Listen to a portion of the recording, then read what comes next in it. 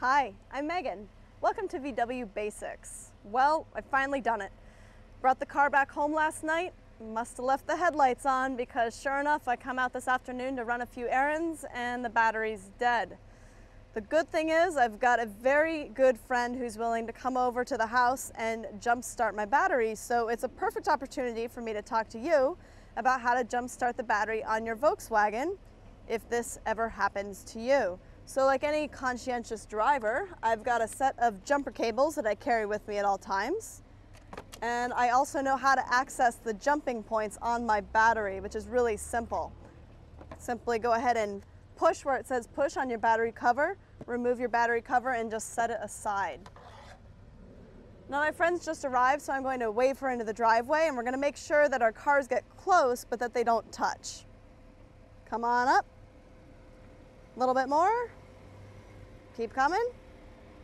Okay, good. Stop. Go ahead and pop the hood for me. And turn off the ignition, please.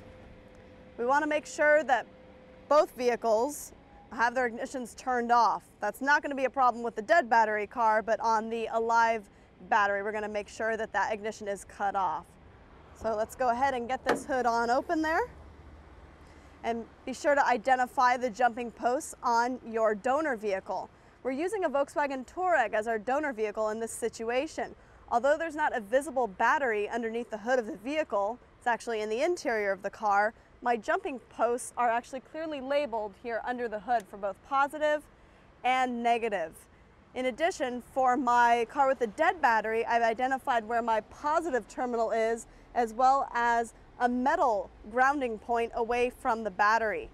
Always keep in mind, the vehicle which you are jumping, you will not use the negative battery terminal, rather you will use another metal post underneath the hood for that donor vehicle.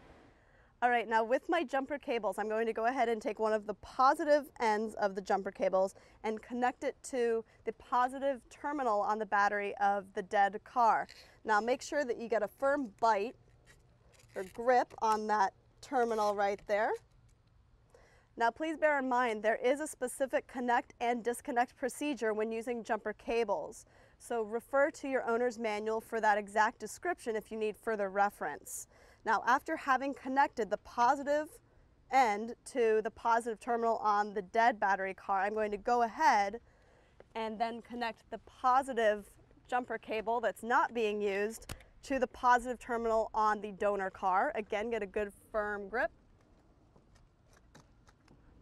All right, good to go on the positives. Now, we're going to now take the negative clamp here and apply it to the designated negative terminal for the battery, or in this case on the Touareg, the designated negative terminal. Go ahead and connect that. Good firm grip once again. Okay, so I've now got a firm hold on the negative terminal on the donor car. So last step here in connecting the jumper cables, I'll take the remaining negative clamp. And remember, because this is the dead battery car, I'm not going to clamp this jumper cable to the negative terminal on the battery. Rather, I'm going to clamp it to another metal portion underneath the hood for a good ground. All right, so we've got a good firm grip on all four locations here. Now what I'm going to have my donor vehicle driver do is she would go ahead and start the car, and she's going to let the car run. She's going to let her donor vehicle run for a good 2 minutes or so to allow her vehicle to charge the battery in my dead car. Once that's been running for 2 minutes, I'm going to head into my vehicle. Okay, I'm going to go ahead and hop on into my Jetta here. Fingers crossed that it's going to start. And with the donor car's engine still running at idle, I'm going to go ahead and stick the key into the ignition here. And we've got ignition. Now I'm going to go ahead and make sure that my AC is turned off, my stereo is turned off. Headlights, turns out I left them on, switch them back to off. All right. Now, since I was able to get a successful start on the dead battery car, it looks like the donor car has done its job. What I also made sure I did after having a successful startup on my car is to turn off all auxiliary electrical devices such as air conditioning, radio, etc., because you don't want to encounter any voltage spikes when disconnecting the charge points after having jumped the cars. Let the now alive battery run for a good 20 to 30 seconds and you should be good to go. And you can have the donor car go ahead and turn off their ignition. This car is running fine, it's running smoothly. At this point, we can go ahead and start our disconnect procedure.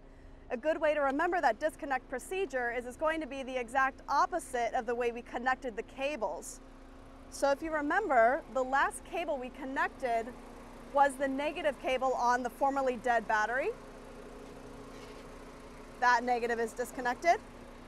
Now we'll disconnect the negative on the donor car. That's done.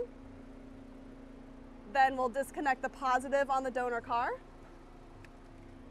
And last, we will disconnect the positive on the formerly dead battery vehicle.